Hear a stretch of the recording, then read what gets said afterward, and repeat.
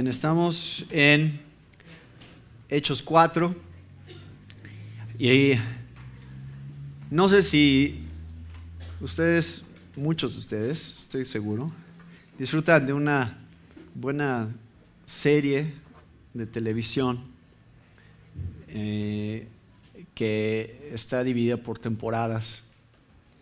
Y una vez que empiezas a ver uno de estos episodios, te das cuenta que cada episodio está conectado con el que sigue y ya no puedes parar porque quieres ver qué va a pasar y cómo termina la historia. El éxito, la clave del éxito de esas series es precisamente eso, que cada episodio está conectado al episodio previo. Entonces, si te pierdes alguno de los episodios, entonces de pronto ya no tienes el contexto que necesitas para entender qué es lo que está pasando.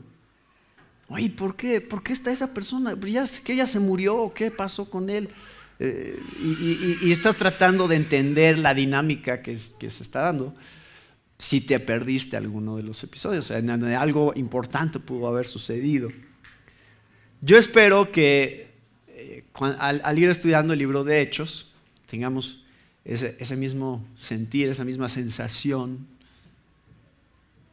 cuando vemos cada domingo una nueva sección de este pasaje, que digamos, sí, esto es donde nos quedamos y tengo todo el contexto, tengo el panorama, cómo va la historia hasta este punto.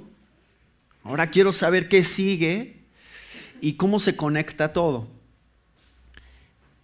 Lo que vimos el domingo pasado hubiera sido uno de esos episodios que al final dice, continuará. Porque lo que vamos a ver hoy es exactamente lo mismo que vimos la semana pasada. Estamos en el mismo contexto, tenemos la misma situación que habíamos estado viendo. Y les hago un recordatorio de dónde estábamos, qué es lo que habíamos visto. Previamente, en el libro de los Hechos, Juan y Pedro han entrado al templo, han sanado a un hombre cojo de nacimiento. Entran con el hombre está feliz de que ya puede caminar, entonces va brincando, saltando. Pedro aprovecha la oportunidad, se junta una multitud, mucha gente se junta ahí en el templo, porque era conocido este hombre. La gente ya lo tenía bien identificado, sabían que era un hombre cojo de nacimiento, como vemos en el versículo 2 del capítulo 3. Y entonces ellos están asombrados acerca de lo que acaba de suceder. Y Pedro les dice, ¿por qué están asombrados? Lo que acaban de ver simplemente es la manifestación del poder de Dios. Este hombre puso su fe en Jesús. Jesús le dio la fe para que creyera en él y pudiera expresarse en esta sanidad. Y voy a aprovechar esta oportunidad para hablarles acerca de quién es este Jesús. Este Jesús, si ustedes recuerdan, hace unos meses, es el hombre que ustedes crucificaron, es el hombre que dijeron, crucifícale, danos a Barrabás, a él lo queremos muerto. Ese hombre. Porque ese hombre resucitó de los muertos. Sí lo mataron, pero resucitó de los muertos, porque en él se cumplieron todas las profecías del Antiguo Testamento, en donde Dios estaba diciendo, este es mi siervo, este es mi hijo, el que estoy enviando a ustedes, y a través de su sacrificio en la cruz, ustedes serán reconciliados conmigo. Así que Pedro les dice, arrepiéntanse, porque a través de él hay salvación de pecados. Arrepiéntanse, porque este es el hombre de quien se tratan todas las cosas. Y si ustedes fundamentan su vida en él, tendrán lo más importante. O sea, no hay nada más importante que aquello que trasciende a esta vida, aquello que nos apunta hacia lo que va a venir, hacia el propósito de todas las cosas, cómo se cumplen en Dios. Ahora, y eso es lo que vimos el domingo pasado, los líderes religiosos están sumamente molestos porque escuchan, seguramente alguien fue a chismear con ellos. Si les, oye, ¿ya escuchaste? esos seguidores de Jesús están volviendo a hablar acerca de Jesús. Y no nada más están volviendo a hablar acerca de Jesús, es que la gente los escucha porque hicieron un milagro entre ellos. Y la gente está sorprendida de lo que está pasando. ¿Te acuerdas cómo era con Jesús? Algo muy parecido está volviendo a suceder. Entonces los líderes religiosos están preocupados porque estos hombres sin educación, sin una posición oficial dentro del liderazgo religioso judío, están enseñándole a la gente acerca de Dios.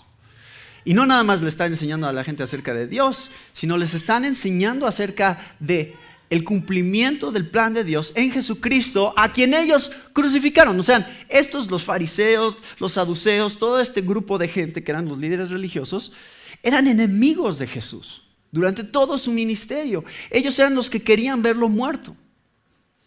Para ellos, él representaba una amenaza. ¿Por qué? Por un lado, querían mantener la paz con Roma. Y algunos de ellos, como los saduceos, lo único que les interesaba era el posicionamiento político que podían tener. El que Roma los apoyara, el no tener problemas con ellos, el mantener la paz y de esa manera es tener una posición de influencia. No nada más con el gobierno, sino con la gente. Amenazaba todo lo que Jesús había venido a predicar, amenazaba esta posición. Porque si se levanta un líder que la gente siguiera, entonces, ¿ellos quiénes eran? O sea, ellos eran los líderes. La gente se supone que los tenía que seguir a ellos. No a estos hombres, pescadores o carpinteros o quién sabe de dónde salieron. Entonces se molestan, encierran a Pedro y a Juan una noche. Porque ya no, se supone que no podían hacer un juicio de noche y ya era tarde, entonces tienen que esperar al siguiente día. Y si recuerdan, en el juicio de Jesús, ellos violaron esa regla que tenían, enjuiciando a Jesús de noche. Pero es justamente eso, es que no era legal lo que estaban haciendo. Pero con Pedro y Juan los encierran por la noche, hasta el siguiente día los confrontan. Y dentro de estos líderes religiosos está Caifás, que jugó un papel dentro de la muerte y crucifixión de Jesús, en condenar a Jesús. Y hay varios líderes religiosos, todo el Sanedrín, y le preguntan a Pedro y a Juan, ¿con qué potestad o en qué nombre habéis hecho esto vosotros? Esto de sanar a este hombre, ¿de dónde viene este poder? Y Pedro, sin temor, con todo el valor dado por el Espíritu Santo, como dice el versículo 8, les dice, miren, el nombre que ha hecho esto es el nombre de Jesús. Y por cierto, ustedes lo crucificaron. Y por cierto, no hay otro nombre dado a los hombres en el cual podamos ser salvos. Así que más vale que se arrepientan. Esa es la implicación de lo que está diciendo. Si ustedes no creen en Él, no encontrarán la paz con Dios. Punto. Porque Él es el medio que Dios proveyó. No hay otro no hay otro camino. Ustedes no pueden ser suficientemente religiosos. Ustedes no pueden pensar que son lo suficientemente buenos como para que Dios los acepte. Porque ustedes son culpables delante de Dios. Han roto la ley de Dios y necesitan un Salvador. Y el único que puede salvar es Dios.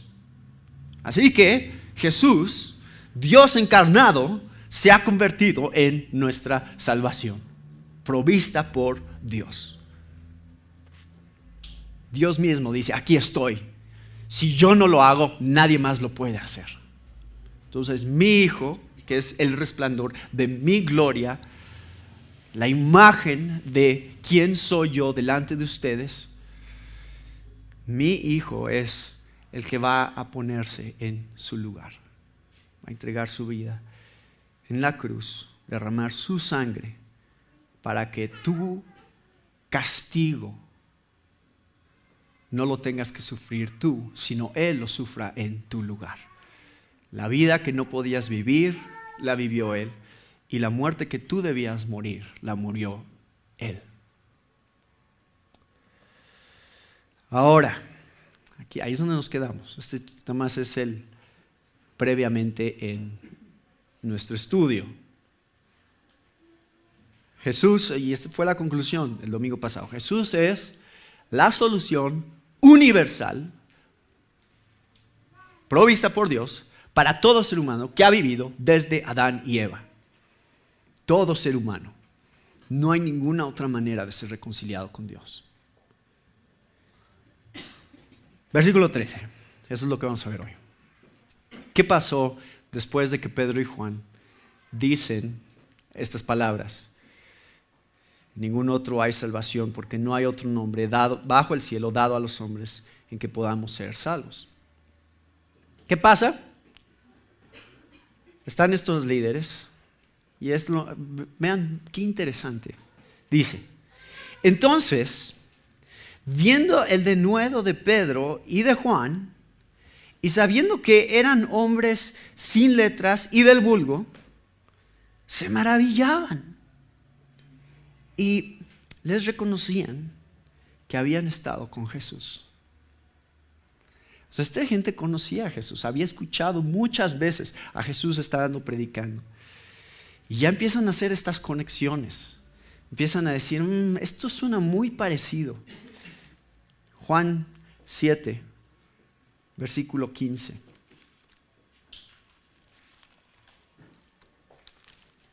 Juan 7, 15.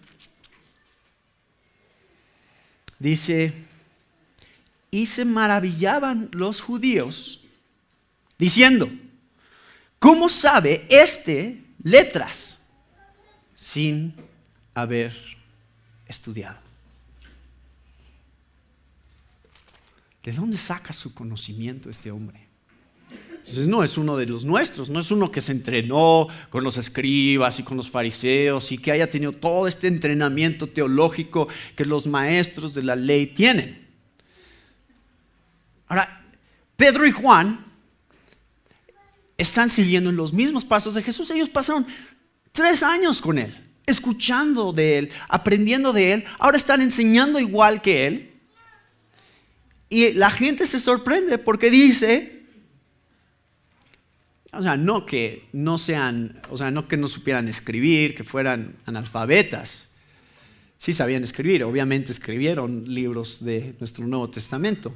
Tanto Pedro como Juan sí tenían educación. La educación que no tenían era educación religiosa. Ese es el tipo de educación que no tenían. Entonces, sería como el equivalente hoy en día de alguien que no estudió para sacerdote o cura, o alguien que no fue al seminario. ¿Tú de qué me vas a hablar? ¿De la Biblia? ¿De veras sabes lo que estás diciendo? Dice el versículo 14, y viendo al hombre que había sido sanado, que estaba en pie con ellos, no podían decir nada en contra. Entonces les ordenaron que saliesen del concilio y conferenciaban entre sí, diciendo, ¿qué haremos con estos hombres? Les dicen, a ver, ¿nos permiten tantito? ¿Se pueden salir tantito? Entonces lo sacan para tener esta junta privada. ¿Cómo supo Lucas lo que discutieron en esta junta privada? Probablemente había gente aquí, dentro de este Sanedrín, que después se convirtió. Este es el principio de algo enorme que está pasando. Pablo era uno de los líderes religiosos. ¿Se acuerdan? Todavía no era Pablo. Se llamaba Saulo. Habían otros personajes que probablemente dieron testimonio de qué es lo que pasó en esa junta, en privado. A Lucas los entrevista y dice, sí, me acuerdo esa vez que arrestamos a Pedro y a Juan y no sabíamos qué hacer con ellos. Queríamos meterlos en problemas y no pudimos. Dice, ¿qué haremos? ¿Qué haremos con estos hombres? Versículo 16. Porque de cierto, señal manifiesta ha sido hecha por ellos, notoria a todos los que moran en Jerusalén, y no lo podemos negar. Sin embargo, para que no se divulgue más entre el pueblo, amenacémosles para que no hablen de aquí en adelante a hombre alguno en este nombre. Y entonces, ¿qué hacen? Dice, llamándolos, los intimaron que en ninguna manera hablasen ni enseñasen en el nombre de Jesús. Entonces, ¿no es interesante lo que está pasando aquí? ¿No es raro lo que está pasando aquí? A ver, sí sanaron a un hombre que estaba enfermo, parémoslos. No puede seguir sucediendo esto. ¿Por qué no? ¿Por qué no puede seguir sucediendo eso? ¿Cuál es tu argumento? ¿Se dan cuenta dónde está el problema? O sea, ¿cómo iban ellos a argumentar delante de la gente, delante de los judíos que estaban siendo testigos de un milagro? ¿Cómo iban a argumentar que debían de dejar de hacer lo que estaban haciendo? Están buscando un argumento y no lo tienen. Pero,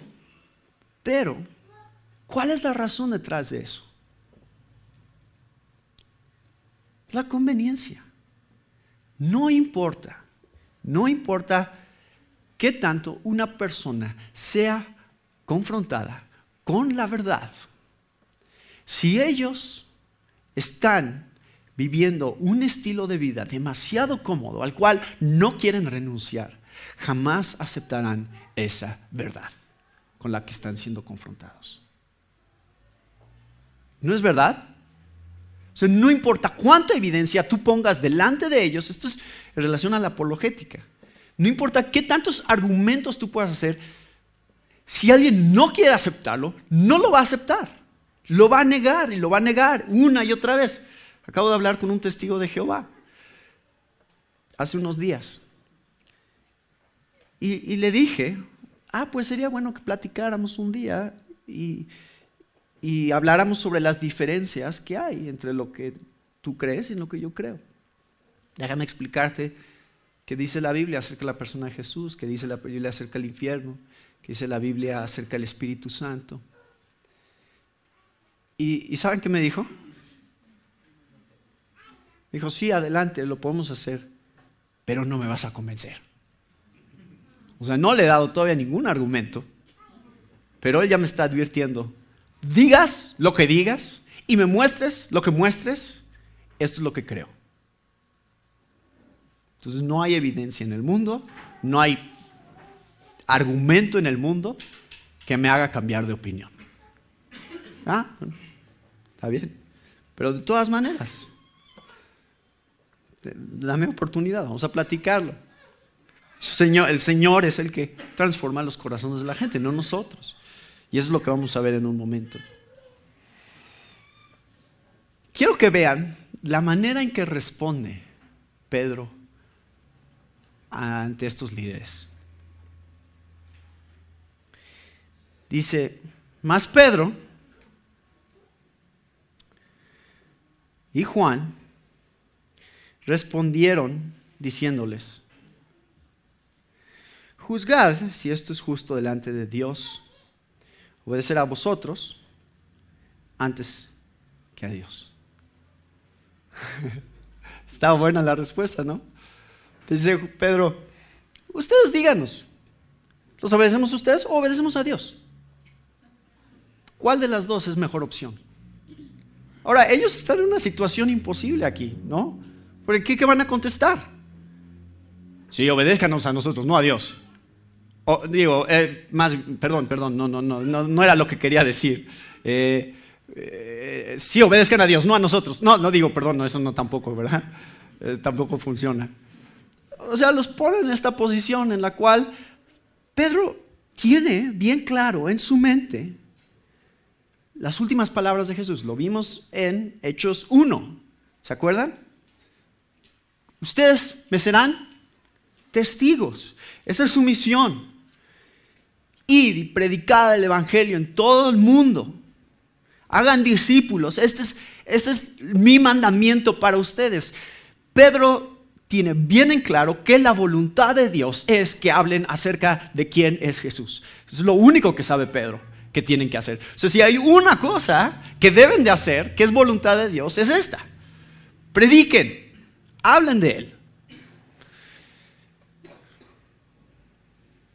Entonces Pedro le queda claro que el obedecerlos a ellos sería desobedecer a Dios. Es muy sencillo este punto. Y dice Pedro, porque no podemos dejar de decir lo que hemos visto y oído. Ellos, entonces, les amenazaron. Es como niños de kinder, ¿no? Bueno, pues, no lo hagas. O vas a ver, te vas a meter en problemas. Pero no saben qué decir, no saben ni cómo argumentarlo. Y Pedro y Juan, tranquilos, dicen, está bien. O sea, ustedes nos dicen que no lo hagamos, pero sí lo vamos a hacer.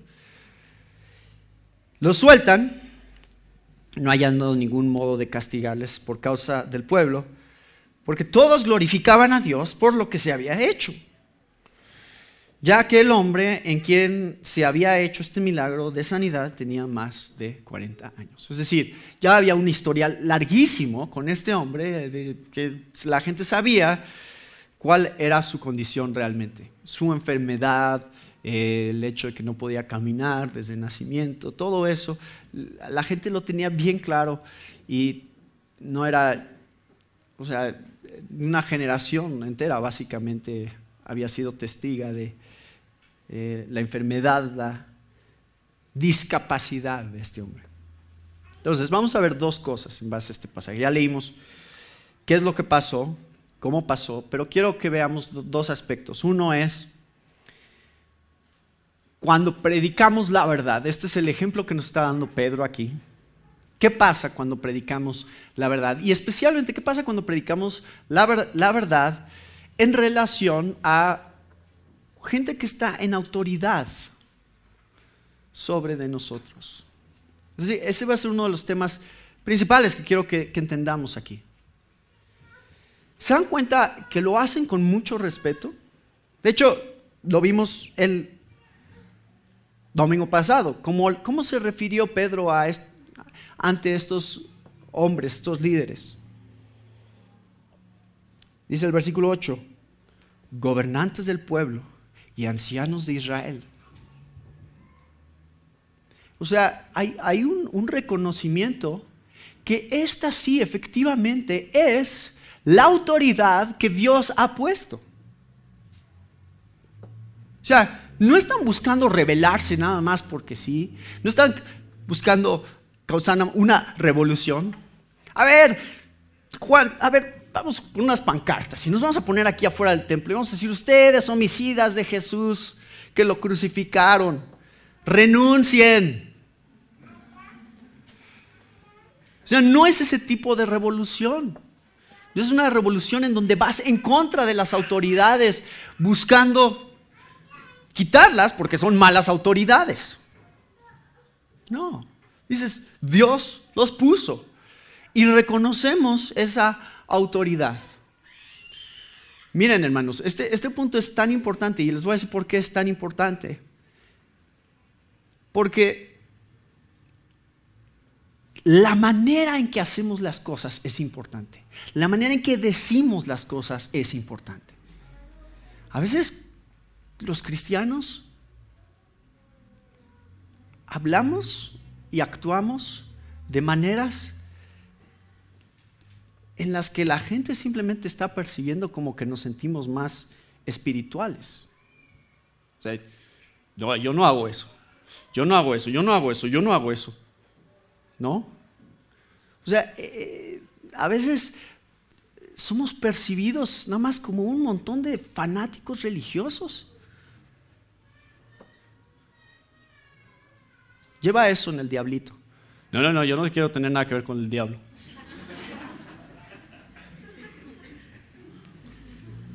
O sea, a veces empujamos temas que no es en realidad como queremos que la gente nos conozca. ¿Por qué? ¿Por qué odiaban los gobernantes a Pedro y a Juan aquí? Porque odiaban a Jesús, por eso. Porque odiaban el Evangelio. Y lo he dicho otras veces, en otros mensajes, probablemente ya han escuchado, pero se los repito. Si los van a odiar, que los odien por el Evangelio. Asegúrense que sea por el Evangelio. No porque son odiosos. Pues es muy fácil que la gente te odie si te conviertes en una persona odiosa, ¿no? Pero ese no es el llamado que Dios nos ha hecho. No es el tipo de persona que Dios quiere que seamos ante una sociedad que necesita escuchar el Evangelio. ¿Cómo lo hacemos? Creo que Pedro y Juan están mostrando respeto ante las autoridades. Aunque estas autoridades no acepten lo que están diciendo, aunque estas autoridades racionalicen su conducta y digan, no, están mal ustedes, porque no nos conviene lo que están diciendo ustedes, no porque tengamos una razón en realidad, simplemente porque no nos conviene que estén en lo correcto. Entonces lo niegan. Quiero que pensemos, ¿qué pasó aquí? Ellos llegan con respeto, pero ahora las autoridades dicen, ahora ya aquí ya es el paso que nos confronta. Las autoridades dicen, no sigan predicando. Dejen de hablar acerca de este Jesús. Ahora ya cambia el panorama, ¿verdad? ¿Por qué cambió? ¿Cuándo es que tú puedes desobedecer una autoridad? ¿Cuándo es? Dos situaciones. Les voy a plantear cuáles son los dos escenarios en los cuales tienen todo el permiso de desobedecer a cualquier autoridad. Cualquier autoridad. O sea, no nada más estamos hablando de gobiernos. Estamos hablando de toda autoridad puesta por Dios. Gobiernos, padres, jefes. Hay dos razones, son las únicas por las cuales ustedes podrían decir, no te voy a obedecer. Cuando nos ordenan hacer algo que Dios prohíbe, o cuando nos prohíben hacer algo que Dios ordena. Esas son las dos circunstancias, las únicas circunstancias en las cuales tú tienes toda la autoridad de parte de Dios para decir no. Perdón, pero no. No te voy a obedecer. Ahora, hay toda clase de ejemplos que podríamos pensar en relación a esto. De hecho, yo no había pensado en este ejemplo, pero Roberto lo dio hace un momento. El tema de Día de Muertos, de Halloween que viene a las escuelas. A ver, ¿cuál es el problema aquí? ¿Contra quién nos estamos enfrentando si yo voy a una escuela donde existe una autoridad puesta por Dios sobre de mí que me dice, tú tienes que participar de esto, tú tienes que traer comida para la ofrenda, tú tienes que comer la comida que está en la ofrenda? ¿Qué hacemos? Con mucho respeto, no lo voy a hacer. ¿Por qué? Porque Dios es claro en su palabra acerca de este tema. No quiere que rinda ningún tipo de culto a los muertos. Punto. Ese es el tema. O sea, es una abominación hacia Dios el rendir culto a los muertos. Y más con la seriedad con que se trata en nuestra cultura. O sea, porque no es nada más un juego. Ay, qué chistosos los calaveritas y jajaja. No. Hay algo aquí más profundo, porque hablan de nuestros ancestros y estas tradiciones y cuando traen la comida, muchos, o sea, esto es algo serio, esto es algo, o sea, sí van a venir en la noche y sí van a comer esto que le estamos dejando porque esta era su comida favorita. Si hay una reverencia hacia aquellos que ya han muerto, que se está empujando en estas celebraciones.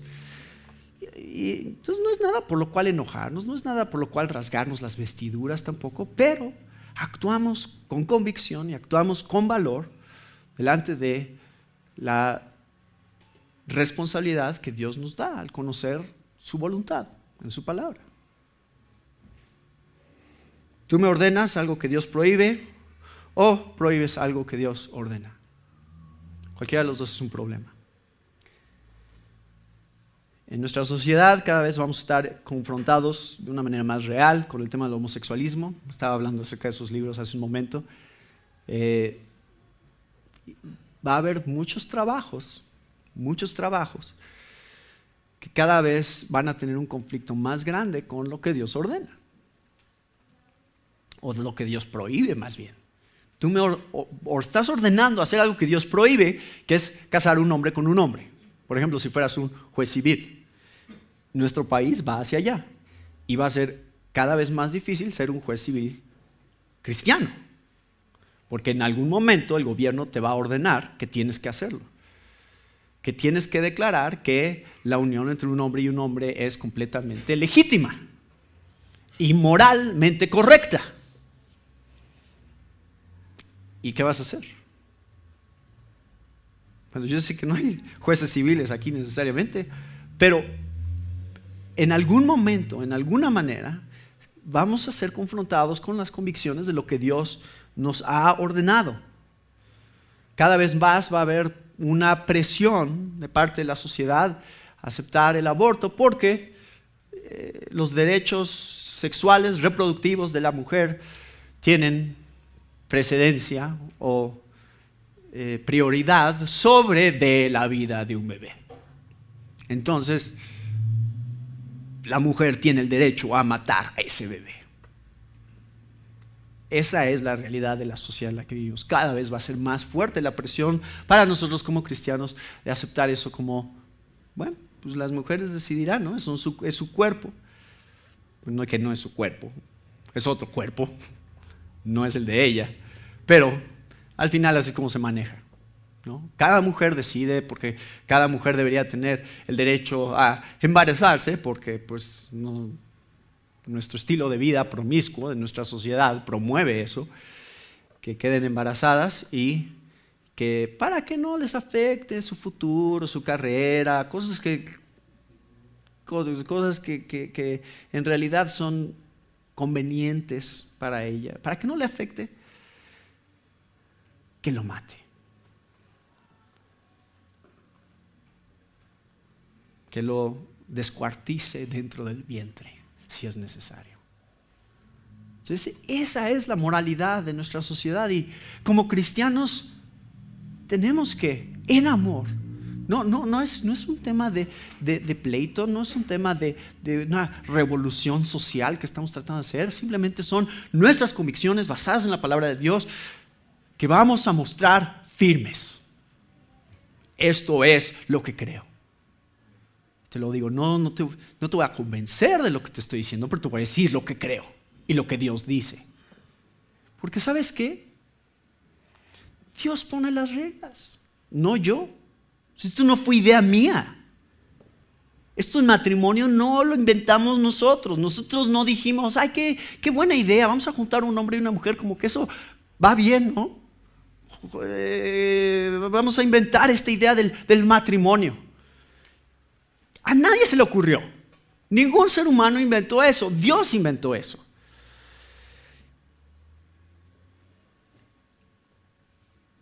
Y nosotros como cristianos tenemos la labor dada por Dios de creer y de proclamar la verdad y de desobedecer cualquier autoridad que vaya en contra, claramente en contra de lo que Dios ha establecido como bueno y justo. No me voy a someter. Entramos en mucho debate aquí y mucha controversia, porque también tenemos casos de mujeres cuyos esposos no son cristianos y que están completamente en contra del cristianismo y todo lo que hacemos como cristianos. Entonces estos esposos le dicen, no puedes leer tu Biblia. No puedo leer mi Biblia. Perdóname, esposo, pero si tengo que escoger entre obedecerte a ti y obedecer a Dios,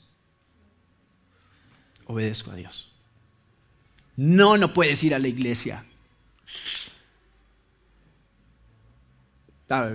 Y hay muchos casos, cada caso es diferente y los evaluamos diferente porque hay diferentes detalles.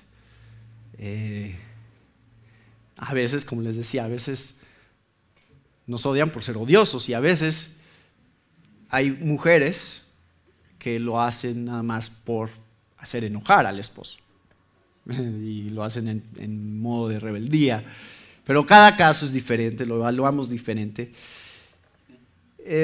Pero en realidad, ¿qué pasaría si un esposo no cristiano le dice a su esposa, no puedes ir a la iglesia? ¿Qué tiene que hacer ella? Con mucho respeto decir, bueno, es que Dios me dice que sí, que no deje de reunirme, tengo que ir a la iglesia. Y no es nada más actividades dentro de la iglesia, es el realmente poderse reunir constantemente. No, o sea, el faltar un domingo no es el tema. El tema es obedecer la palabra de Dios, tratar de ser fieles a los principios que Dios está poniendo delante de nosotros, dentro de los cuales el más alto es la predicación del evangelio. Entonces, en donde sea que estemos, en donde sea cual sean las circunstancias, o sea, de trabajo, escuela, lo que sea, tengo que buscar oportunidades para compartir el evangelio. ¿Por qué? Porque eso es lo que Dios me ha mandado a hacer. Y no me voy a detener por cualquier regla o por cualquier cuestión que puedan decirme, en donde digan, no se puede aquí. Perdón. Pero mientras yo pueda hablar, voy a hablar de quién es Jesús. Gracias a Dios vivimos en un país donde existe libertad religiosa y en realidad lo que estamos hablando acerca de ir a predicar el sábado es uno de los beneficios que existen aquí, que sí podemos hacer. Podemos salir a la calle, podemos hablar con la gente libremente. Y si quieres escuchar algo acerca de lo que dice la palabra de Dios, algo de lo que dice acerca de por qué existes, por qué estás aquí, hacia dónde vas, cuál es tu condición delante de Dios, ¿quieres saber algo sobre eso? No, bueno, está bien, no. Pues no está en mí convencerte. Cuando una persona ha endurecido su corazón, su mente va a racionalizar lo que su corazón quiere. Y si nuestro corazón se está rebelando contra Dios porque quiere hacer algo que sabe que a Dios no le agrada, entonces va a buscar la manera de que su mente racionalice por qué debe de rechazar el mandamiento de Dios. Es lo que estaba pasando aquí con estos líderes religiosos. Entonces, aquí les va. Esto es en relación a predicar la verdad. ¿Cuáles son las 4 maneras en las cuales enfrentaríamos como sociedad el predicar la verdad? 3 son incorrectas, 1 es correcta. La primera es lo que llamamos el monasticismo, que sería una separación completa de la sociedad. Decir, es que son una bola de corruptos, todos los políticos, todos los líderes, todos unos pecadores. Entonces, no me voy a involucrar para nada con ellos, mejor voy a vivir a una ermita, ahí estoy tranquilo, nadie me molesta y no voy a interactuar con nadie, soy más espiritual de esa manera.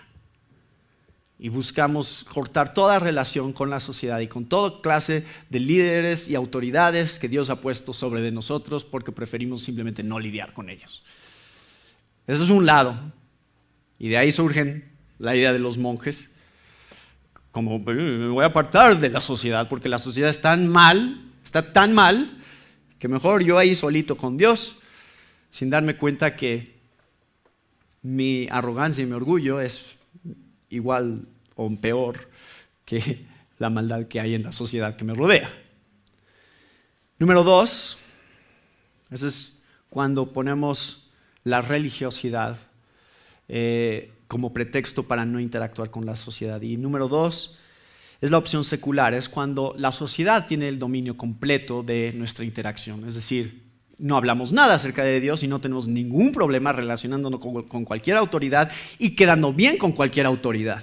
Entonces, si lo que me conviene en el momento, porque es mi jefe, porque es una persona de influencia, si lo que me conviene en ese momento es hacer lo que me están diciendo, lo hago. Aunque viole mis principios delante de Dios o simplemente ignoro completamente qué es lo que Dios dice acerca de estos temas para quedar bien con la gente. Entonces, es la opción secular de cómo somos confrontados con la gente que nos rodea. Número 3. La opción cobarde, en donde sí quiero, pero me cuesta mucho trabajo. ¿Por qué? Creo en la Biblia, creo en los principios que Dios ha establecido, pero cuando se trate de un conflicto de interés con la conveniencia que me está ofreciendo, cual sea la situación, la sociedad va a ganar. Es un poco como lo que pasó con Pilato, ¿no? ¿Se acuerdan cuando estaban sentenciando a Jesús? ¿Qué dijo Pilato?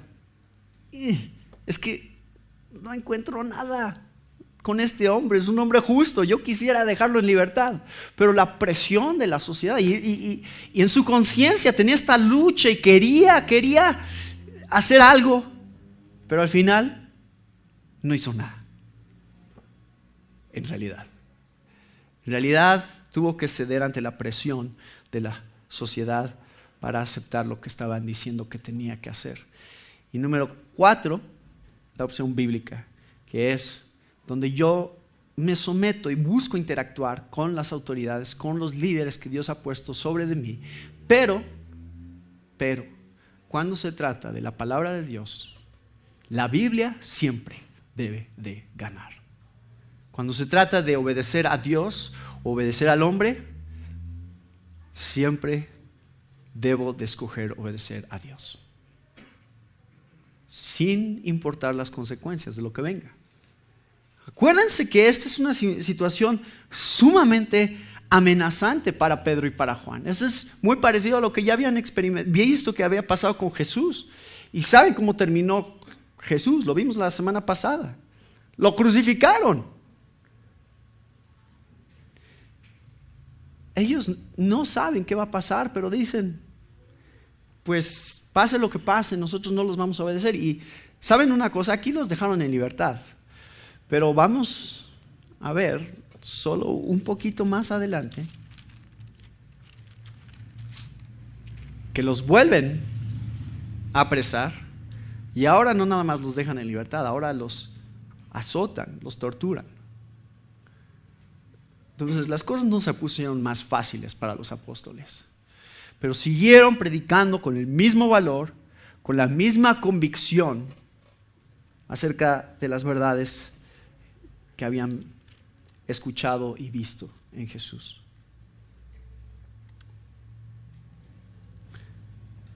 Vamos a terminar la meditación sobre este pasaje pensando ahora en cómo se vio la predicación con valor. ¿De dónde salió este valor? Ahora, quiero que vean, versículo 13.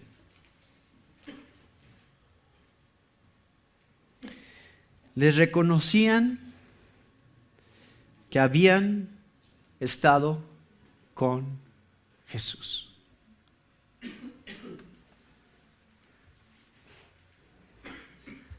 ¿No sería increíble si eso fuera lo que se dijera de nosotros? ¿No sería esa la meta de nuestro testimonio? Yo reconozco a tu tipo de gente, el tipo de gente que ha pasado tiempo con Jesús. De ahí sale el valor. Pasa tiempo con Jesús. Si tú pasas tiempo con Jesús, serás valiente para hablar sobre Jesús. Si no pasas tiempo con Jesús, no vas a tener valor.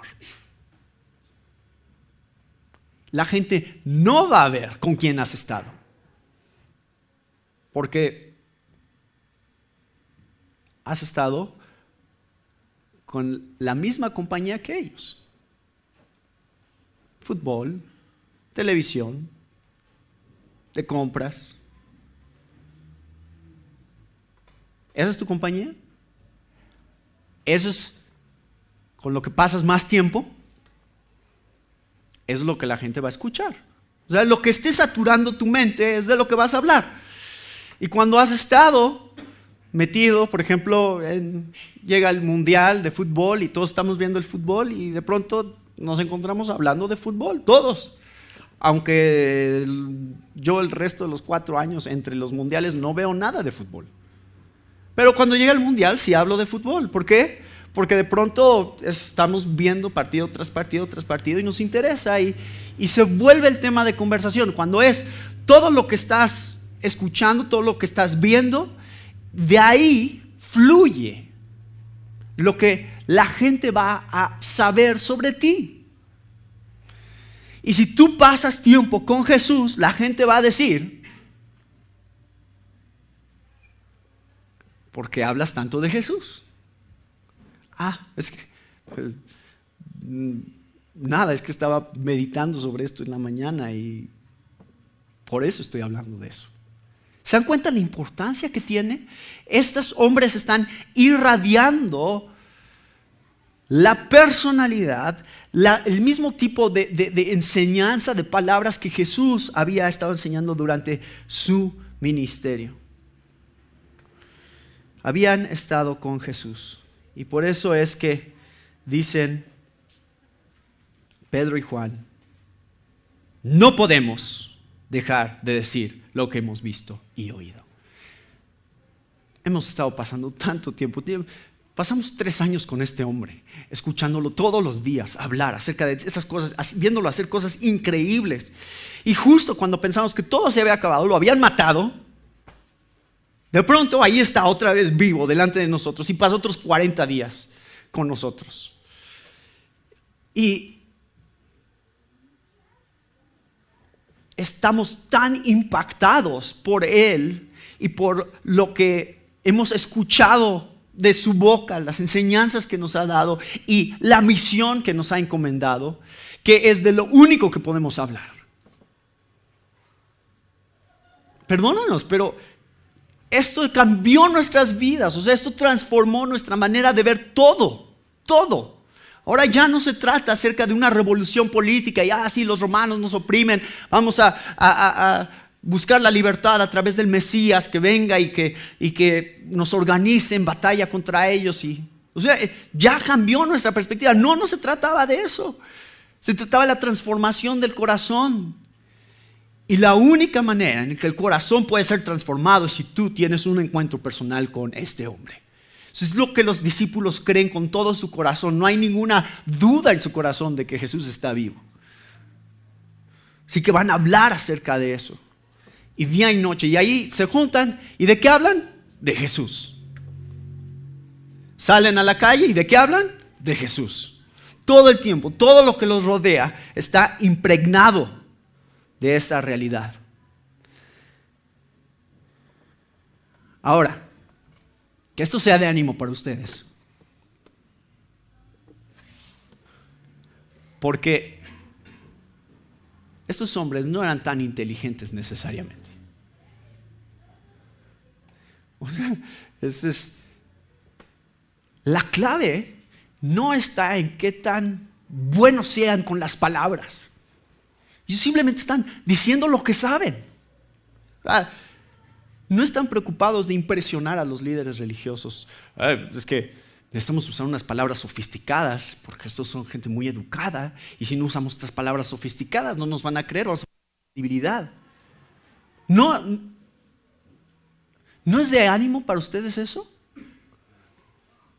¿Qué tan seguido se sienten realmente capaces de hablar? la mayor parte del tiempo no nos sentimos capaces. La mayor parte del tiempo nos sentimos completamente inseguros de nosotros mismos porque decimos, ¿qué tal si le comparto el Evangelio y él sabe más que yo de la Biblia? ¿Qué tal si tiene una de esas preguntas ¿y qué de todos los genocidios en la Biblia? ¿Y qué de esta contradicción que ves en este pasaje y este?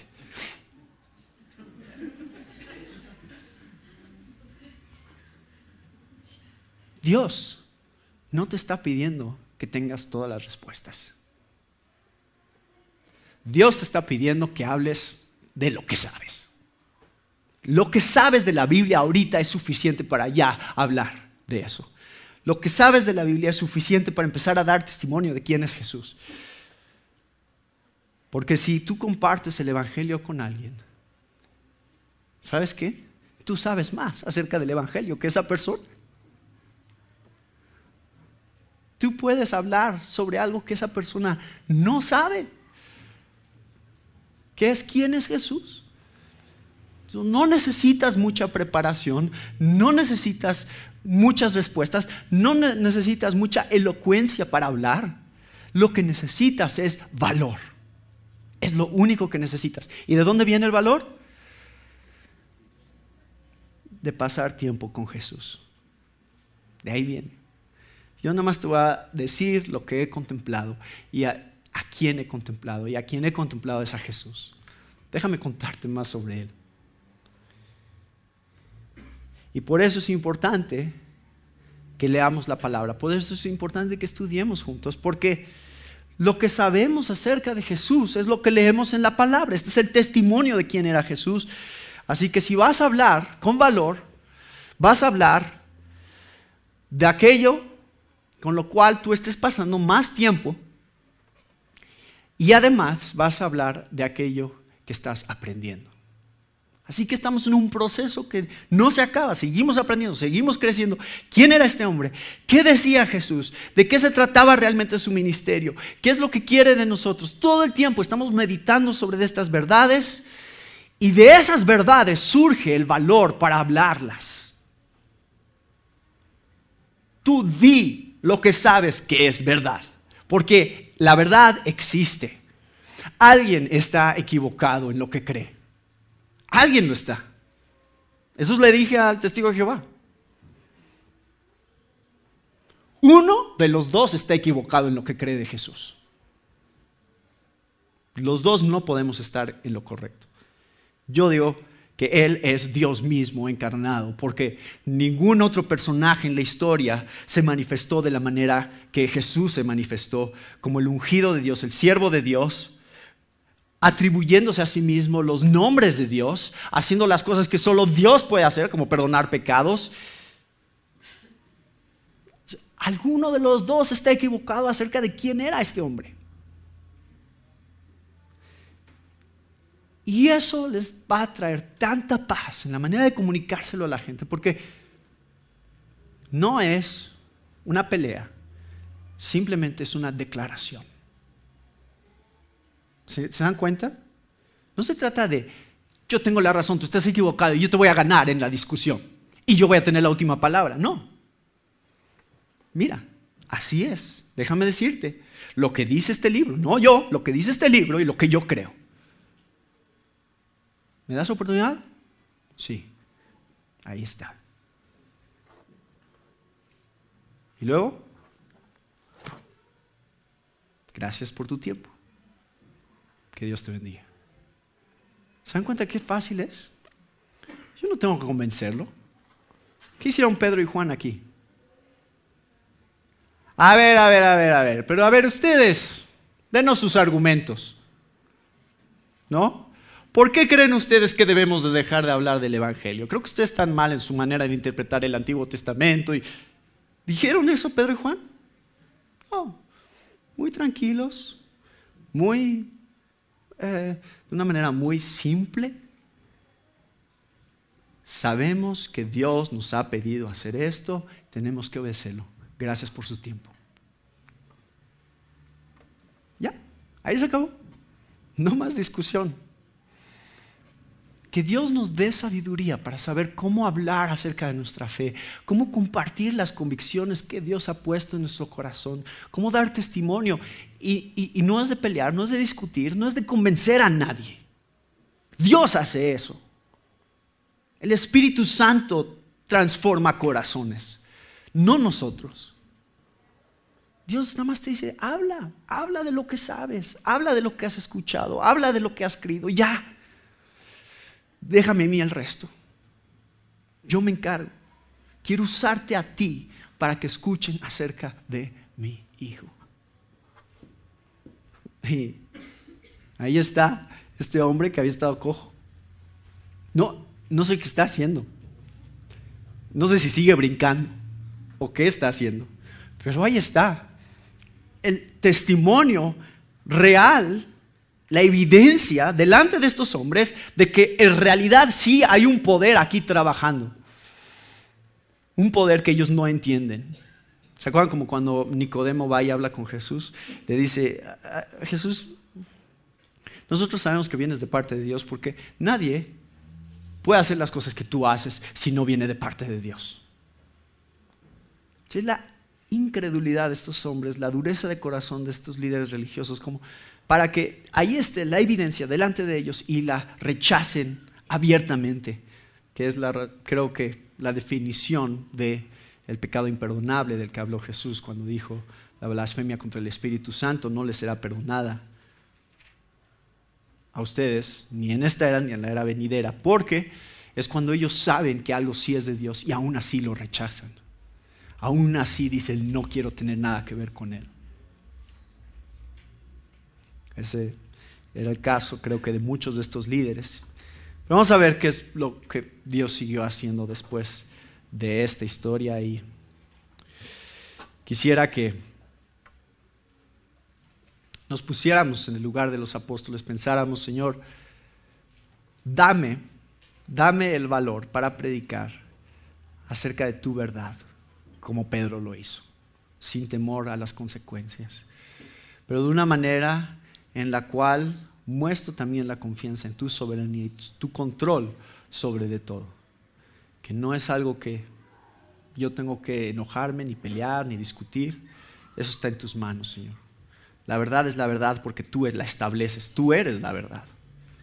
Así que úsame, Señor, como a ti mejor te parezca, para que otros la escuchen y la crean también.